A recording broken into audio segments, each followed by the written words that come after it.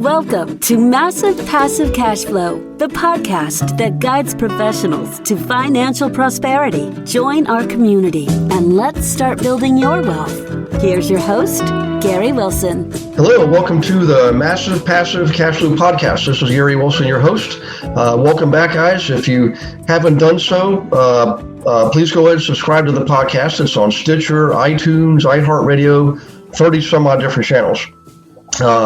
And the good news is it's now being downloaded in more than 50 countries, so we're getting a lot of attention.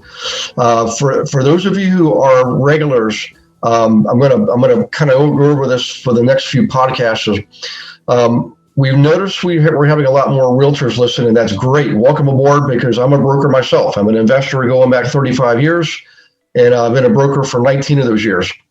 Well, the good news is my business, my core business is training the realtors how to be more productive, focusing on investors. The reason I did that is because I'm an investor, right?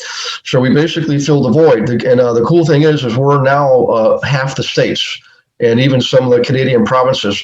So what I suggest you do is go to the website, realestateWithGaryWilson.com.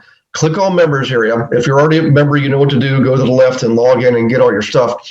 If you're not, go to the right and get it for free for 30 days. Okay. I mean, literally books, 300 some odd webinar recordings. I mean, just grab all you can get like it's Christmas time. And while you're there, click on the community site so you can see where all these investor agents are and get a hold of them. It doesn't cost you anything. And they're trained to help. They know how to identify the properties, analyze them, negotiate them. They also have access to records for every county in the country, housing records, public records at their fingertips. I bought this for them, so now you get the benefit from it. So in any case, don't delay. You're just saying no to money. So jump in there and grab your stuff. But in any case, I want to move forward here. Introduce you to our guest, Joe Evangelisti from the city of brotherly love, and Gino's and Pat's famous Philly cheesesteaks are still ongoing debate, which is number one. We'll maybe talk about that if we get a chance. Hey, Joe, welcome aboard, man. I appreciate your time. I know you're busy. I know you're successful. And I know how lucky we are to have you on board. So welcome aboard. Thanks, Gary. Thanks for having me. Cool. Hey, if you wouldn't mind, I'm going to slow down just a second. There's a lot of content we can talk about here because you're a pretty accomplished guy. But if you could, would you start with a little bit of a background? Just paint a picture of everybody so they get to know you. Then we can jump into some meat and potatoes. Sound good? Absolutely. Yeah, I can do that for you. Yeah. So Gary, I started as a construction guy. I've always been a construction guy. I've been in construction my whole life. And my dad used to be a drywall contractor, turned general contractor. He started building houses sometime in my teenage years. And I can remember, being as small as, 2-3 feet tall, holding onto his kneecap, getting drug around construction sites and, not wanting to fall in holes and, being scared that I might get hurt. But, I've been in it my whole life. I love it. I breathe it. And so construction's my thing. Right after high school, I had the opportunity, I always wanted to serve my country, and I had the opportunity to figure out, I didn't know this at the time, that the Navy actually has a department called the U.S. Navy Seabees, and these are the construction battalions of the Navy, right? So somebody led me into this, and it helped me find my way into the Navy Seabees, and I actually did 6 years with the U.S. Navy Seabees as a builder. So I got to do construction. I got to go everywhere by plane. I never saw a ship or a boat, never went on the water, right? So some people just don't even realize that exists, but it's so grateful and so really proud of, what we did for those 6 years in the service I put in, but also what I learned, right. And the people that I met and, the expanse that happened inside of that, really taught me, great discipline, how to become an entrepreneur, what to do next. So, logically when I got out, if you're like me, I grew up with Carlton Sheets books and, all these different things. And so when I got out, it was like, well, how does everyone make wealth? How do they create real wealth? And it's always real estate, right? Mm-hmm. So, I had this background of construction. I knew kind of where I wanted to take it. I knew I wanted to become an entrepreneur. So, as soon as I got out of the Navy, I really jumped in 2 feet and got into the real estate world, which you and I are both a part of. Yeah. I tell you what, that sounds pretty awesome. Yes, I do. I still have Carlton Sheets program back from, I did too, 25 years ago. And, He's one of the guys I never met. I've met a lot of the great ones, including Robert Kiyosaki, and had dinner with him and everything. When you put yourself out there and ask, and the old saying, this, of course, basically part of the scripture is ask and you shall receive. So I just started calling these guys, asking them, and they would say, yeah, come on, let's go. But in any case, he used to live on the near Stewart, Port St. Lucie area of Florida. He passed away just a few years ago. And so I know people that actually knew him personally. Mm-hmm. And he ended up putting all his material back in about 10 more years ago for free through I think it's Chicago Education Institute or something like that. He felt bad because he taught all that no money down stuff for all those years. And in the Great Recession, a lot of people went belly up because they had too much debt. I'm not against those techniques. I've done it myself. They have their place for just not every place, but in any case, lots of good information out there, lots of good material. That was usually a start for a lot of us guys. But let's dive in here a little bit. So let's focus maybe on one of your channels of investing, namely storage. Let's talk about that a little bit because it's not something we talk about a lot, and I think we can help people fill in some gaps if you don't mind. Yeah, absolutely. I love storage. Storage is our newer transition that we made in the last 3 years. Prior to storage, we were flipping houses and doing wholesale. I did 1,000 flips in the last 12 years prior to storage, and we just got burnt out. We had to make a transition. We had to figure out a way to systematize, become more scalable, and create more effective teams. And that's really the challenge of doing flips on a high level. When you're doing 80 to 100 flips a year, it's convoluted, too many team members, so much cash in and out. So storage really allowed me to make a transition to something that was, again, more manageable, but on a much bigger scale, a lot more zeros, more compact team, more effective team. And, we treat ourselves, we consider ourselves just developers. The company's called Legacy Developers.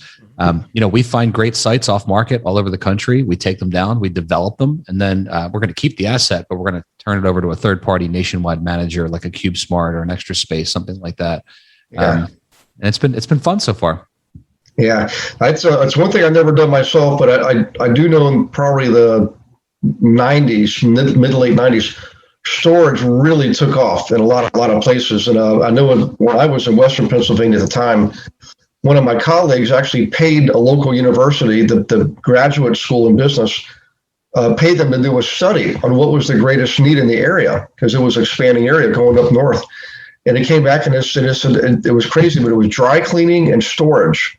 Yep. So that's what he started doing. And today his two sons it's almost comical. They're a lot younger than I am, but they got all the bling bling and all the, crazy looking SUVs, just living the life off of dad's wisdom to find out what is the greatest need. But he was a really good businessman. He built a good solid business structure around that.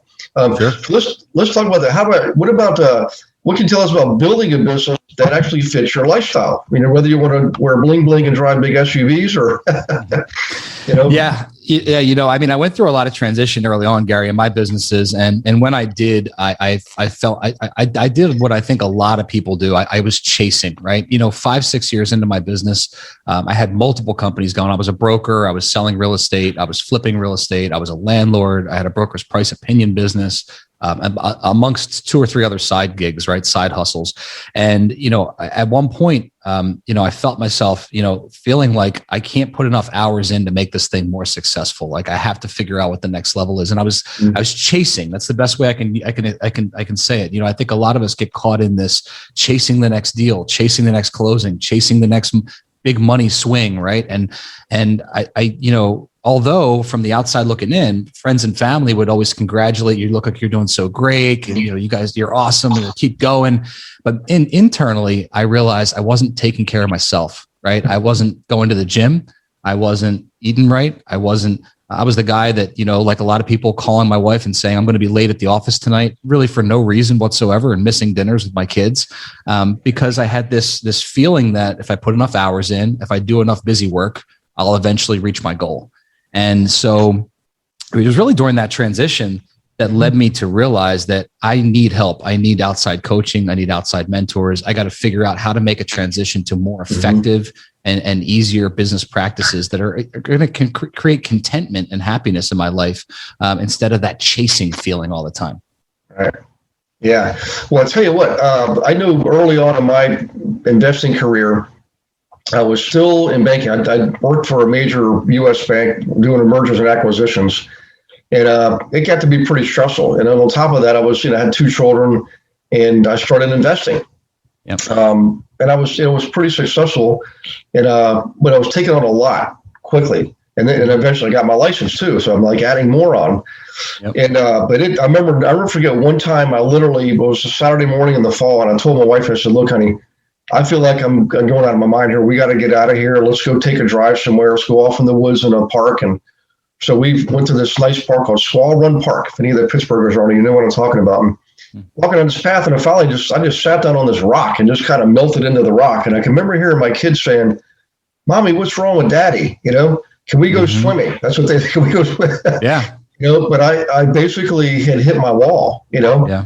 And I tell you what, it was probably one of the greatest things that ever happened to me because of what it required me to do in responsibility. Have you ever experienced something like that? Or you have any what can you suggest, because I'm a novice, Absolutely, brother. I used to call it my Superman story. I still call it my Superman story because I was getting up in the morning, and this is back when, real estate agents dressed up, right? So I'd put on a suit and tie. I would go prospect. I would go get my appointments set. I would call my buyers. I would go over home inspection reports. I would do all my real estate stuff, professional white collar stuff in the morning.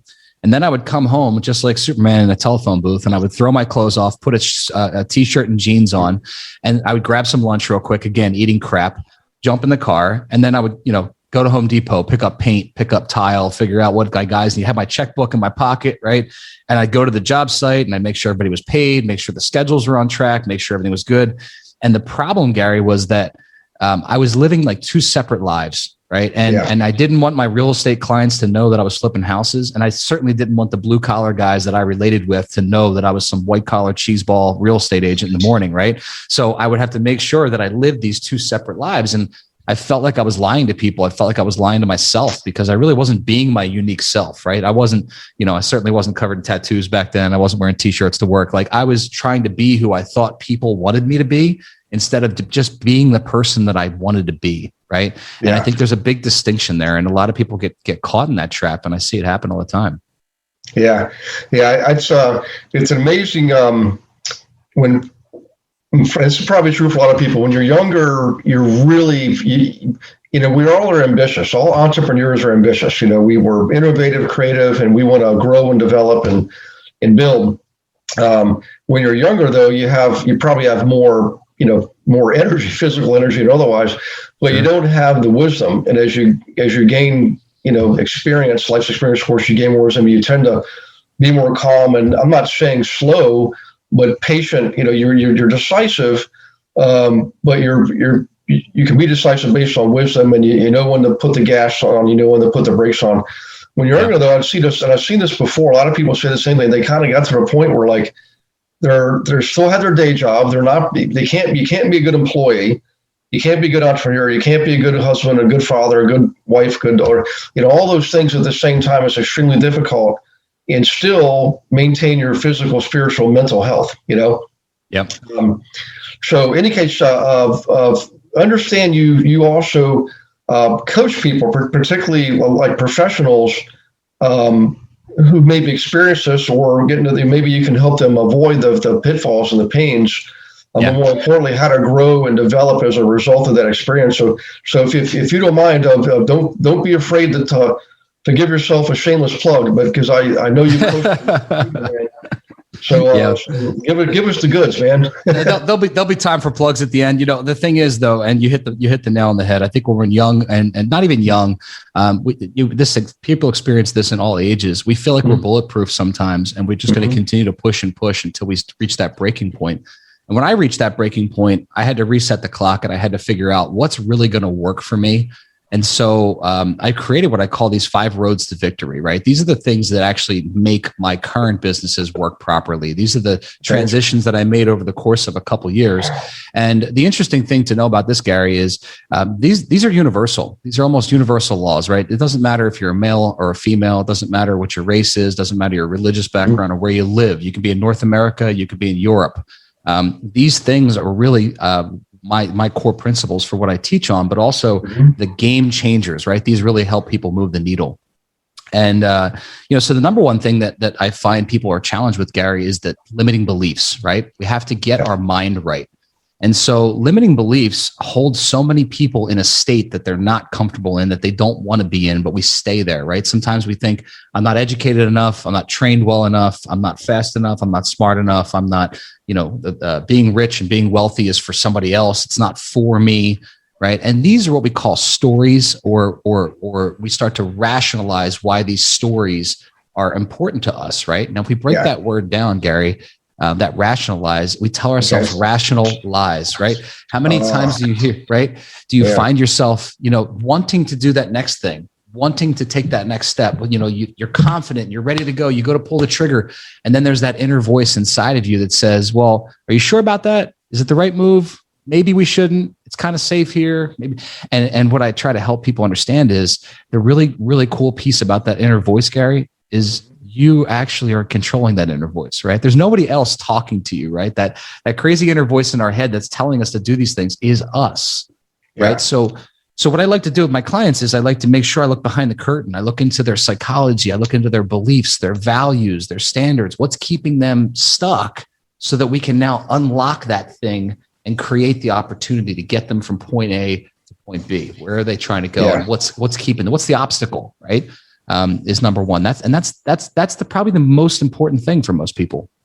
Yeah, I agree that moment. One of my grandmothers, my father's mother, she was probably one of the greatest influences on my life when we were younger. My dad was in Korea for a year, Vietnam for a year, and that's hard on a marriage. So the marriage didn't last. And my grandmother became one of my greatest influencers, and she was one of those people that she was able to say a lot without saying a lot. She said very little, but man, it was impactful. And I was, just one of those kids, just right on the cusp. I could have gone one way or the other.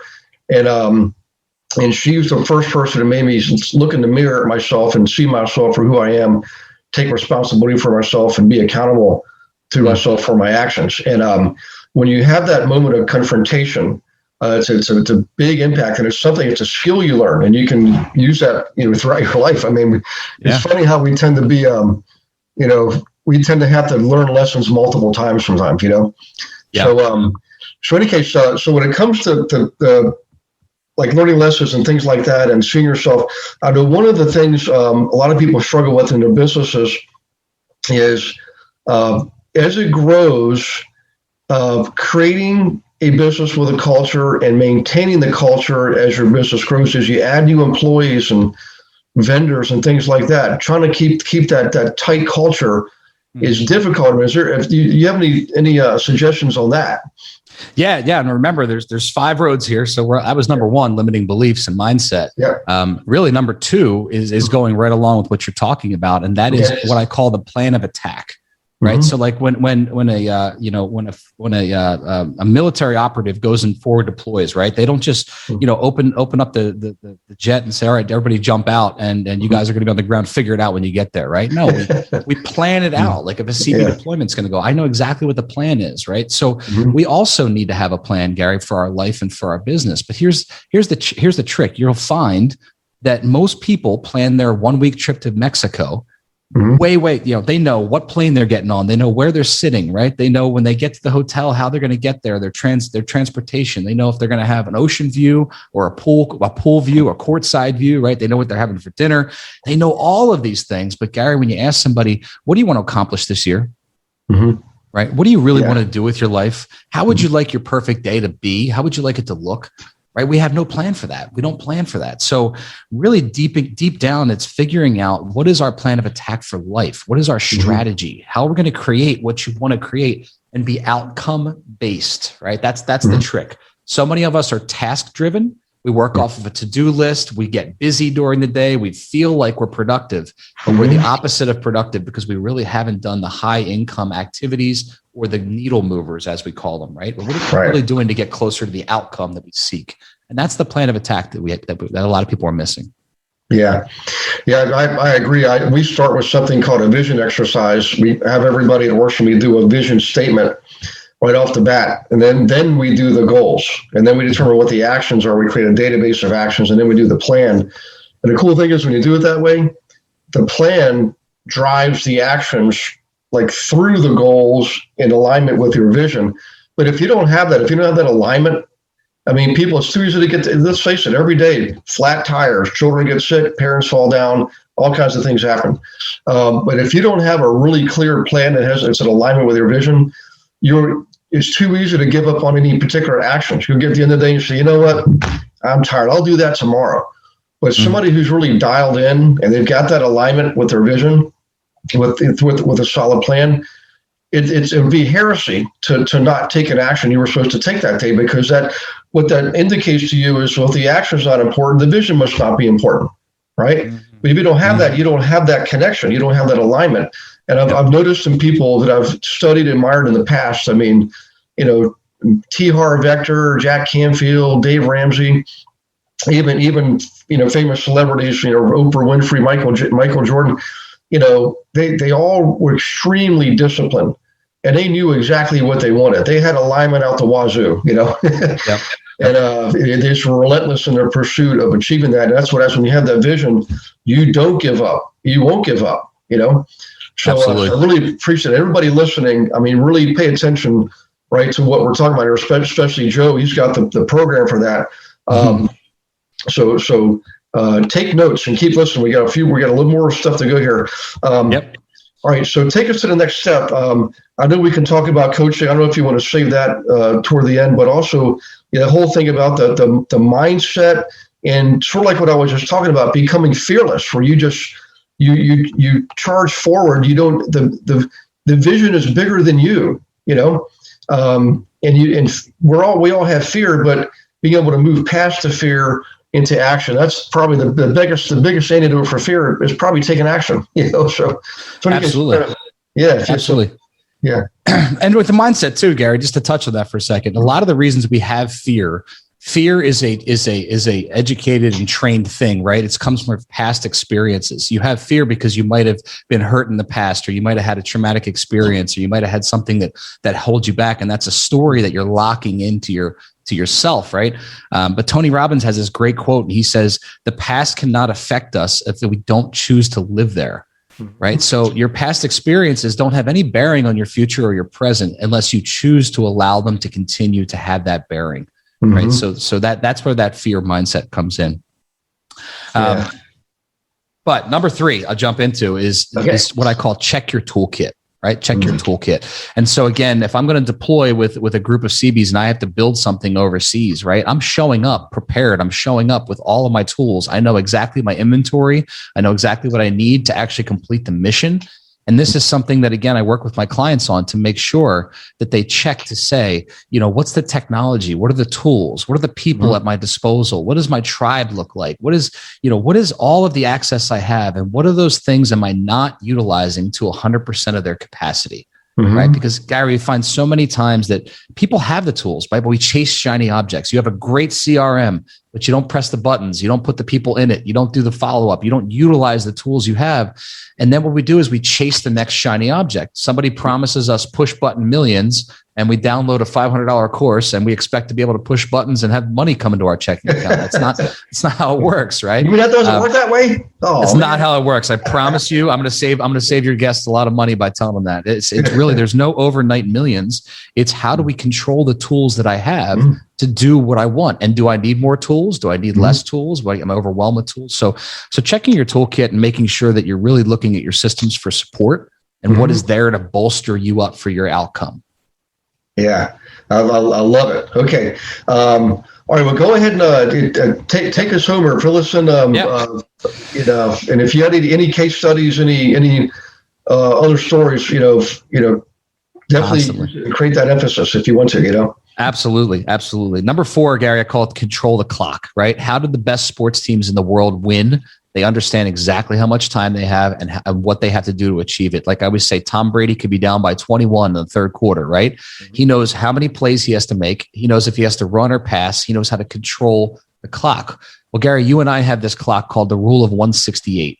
And that means in 1 week, there's 168 hours, right? We have to find a way to sleep. We have to find a way to eat, to pay bills, to do all that kind of stuff. But mostly, we also have to focus on the high gain stuff that I talked about, right? We have to take care of our body. We have to meditate. We have to be good fathers and good mothers. We have to take care of the relationships in our lives, the people around us, right? So when are we going to plug those things in and make those actually create the efficiencies and effectiveness that we're looking for as the person that we're trying to become, right? So controlling the clock, creating time freedom. I always joke about this. Most people think time freedom is just having all the time to do whatever you want, right? But if you find yourself sitting on a beach with a Mai Tai in your hand, most effective peak performers could only do that for so many hours, right? We don't want to just have the time. We want to control the time and be effective at making sure that our actions are getting us closer to the outcome we seek.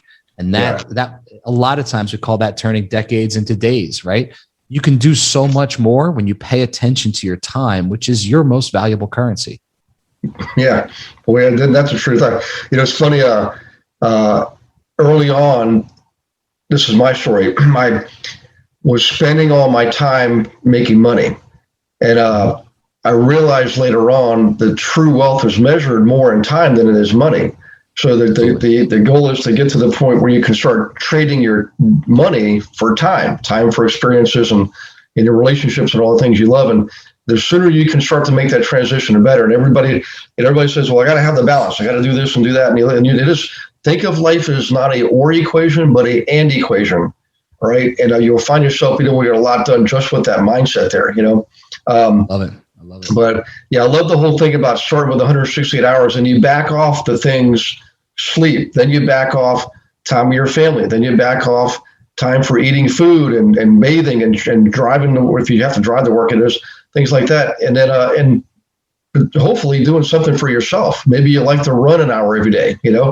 But when you, at the end of the day, when you're left, what you're left with is, it's not a lot of time. So you got to really be strategic with that time. So I love the analogy about Tom Brady. Obviously, I'll just put it out there. I'm a Steelers fan, but let's face it, Tom Brady is probably the most prolific quarterback as far as winning Super Bowls and pulling that magic money out of his, and seemingly, ridiculous situations. It's just amazing. We could go on all about it then, so tell us more about that. Also, if you have an example, one of your clients or something, and of course, change your names to protect the innocent. But maybe if you wouldn't mind sharing that, we're still doing pretty good. We're doing okay on time. We got a few minutes left here. Yeah, no, absolutely. I mean, the time control thing is all about taking what we call intelligent and effective action, right? So making sure that the things that are blocked on our calendar are what we're doing. And so when I walk through and I design the outcome, the strategy for my clients, right? And by the way, I should go back to this 1, 2, and 3.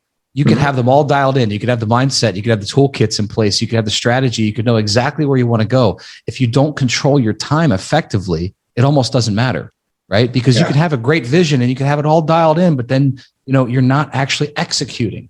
So the two things that we focus on are the execution of what the things are that we're trying to change.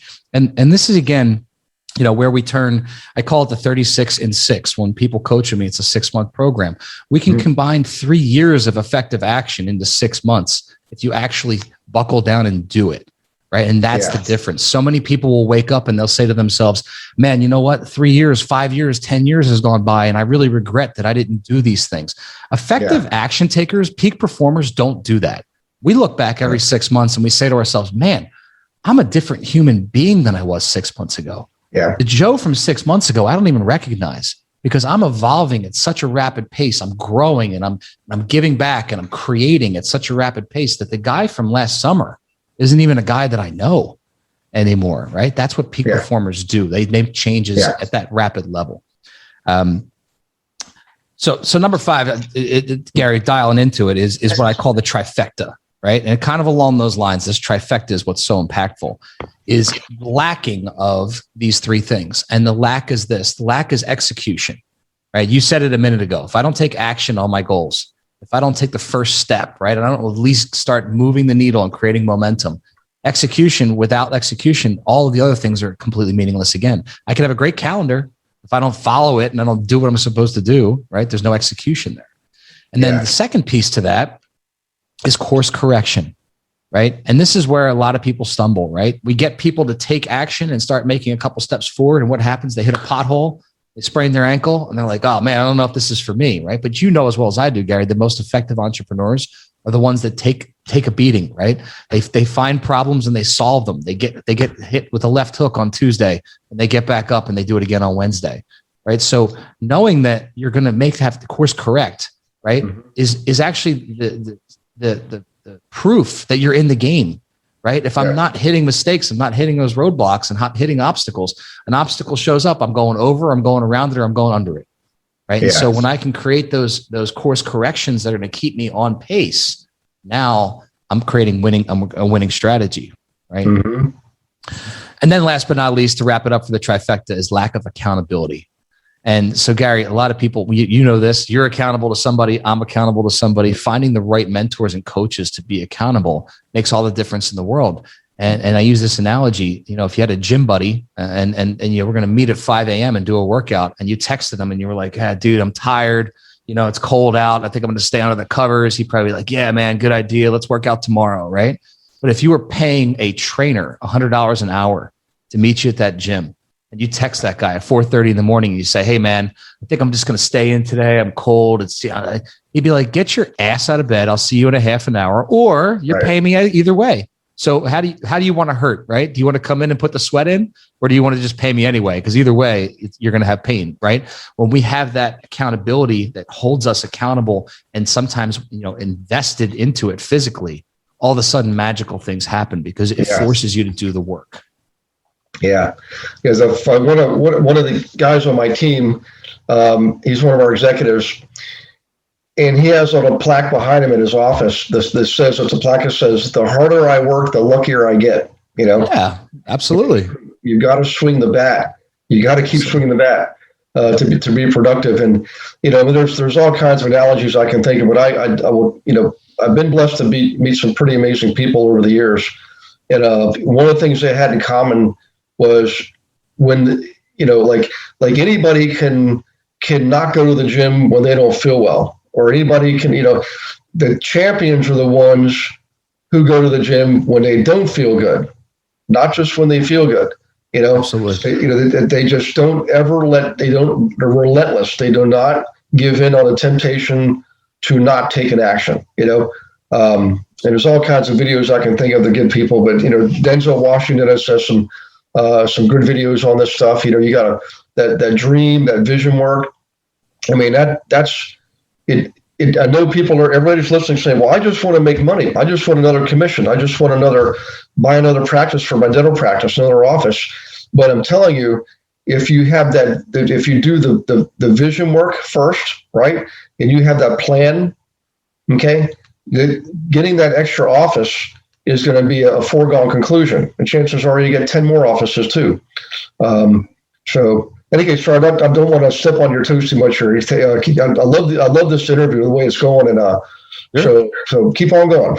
No, I mean you nailed it on the head right there. It's like you have to be able to conceive it and believe it, and then you'll achieve it. Henry Ford said, right? Like when we can get that belief dialed in, true visionaries, in my opinion, and the visionaries that I coach, they create great stories. Right. They create great outcomes. They paint a great picture as to why their team should come along with them. But then they do the second thing that's probably more important than the first thing. That is, they get the team's outcomes aligned with their outcomes. Right. Yeah. If I can train a team to come along with me, and I can paint a picture where we all win together, where we're all successful when we put in the work, when we're all in the same bus and we're working in the same direction. Creating that alignment of outcomes is what makes an amazing visionary and an amazing leader. And then it also creates that great culture that everybody's seeking, right? So many people are working with people they don't like. I did this for years, Gary, back in the day when I had all those other businesses. I had 50 employees. I didn't know half of them. I didn't like half of them. I didn't want to be surrounded by half of them. So when we readjusted and went into storage, and we readjusted and started making these changes into these different 7-8 figure companies that we run, we did it with effective people and culture, and only working with the ones that I want to work with. Right? These are people that I want to go out and have a beer with. These are people that I enjoy every day. That I truly find their success is just as important as my success, and that's where that alignment shows up. Yeah, that's right. Okay. Well, I'll tell you what, we're probably getting really close here. We might be over a little bit, but how can people get a hold of you? I mean, doing what you do, obviously you can probably help people no matter where they are. Sure. But website, email address, free report. What's the best way for people to connect with you? Yeah, I actually do a full diagnosis and a conversation with people for free to see where they're at, where they want to go, what they want to achieve. And I do this at elevatewithjoe.com, elevatewithjoe.com. People go on there, fill out an application. We spend some time, talk to you, figure out where your goals are, what it is you're trying to create, and ultimately work with just amazing, peak performers, executives, doctors, attorneys, insurance providers, chiropractors, dentists. I mean, all business owners, pretty much all walk of life, and executives that want to see themselves reach their true potential. They know it's right in front of them. They just can't figure out what that key is to get there. There's a lot of people with fire in their belly, and I love to see them expand it. Yeah. So it's elevatewithjoe.com, right? Elevatewithjoe.com. You got it. Okay. Hey, so everybody listening here, make sure you write that down. We will put it on the show notes. So if you're going to listen to the podcast, you'll see it in the show notes for all the different channels. So again, if you haven't done so, please subscribe. Also, get yourself one of those certified trained investor agents. We know exactly who they are. There's only one place they can get that certification, and that's with us. Okay, we cornered the market on that. That's a unique designation. And so these are, a lot of times, they're investors themselves, and they know what they're doing. They're not just pointing out their pretty carpets. These are not normal agents, okay? They know how to identify, analyze, and negotiate rate deals with you, the investor. And the coolest thing of all is they have access to all the properties in the country, literally all the court records, property records, everything, carte blanche, before they ever even go on the market. I mean, this is a huge advantage for you. And I built it that way, built it for me actually initially, and then opened it up to the world. So it's there for you. All you do is come and get it. Realestatewithgarywilson.com. Go to the members area and grab it. And everybody, I think I speak for everyone, Joe, when I say thank you from the bottom of my heart, because I know you got a lot of good stuff to offer, and I love what you're doing. You're living the model. Okay, you got life experience, and you serve others by sharing that. So thank you again for being part of this podcast. Yes, sir. Thanks for having me on. You're welcome. Okay, everybody, have a wonderful day. We will see you on the next podcast next week. Bye-bye. Thanks for listening to this episode of Massive Passive Cash Flow. Be sure to go to realestatewithgarywilson.com to join our community and start building wealth today.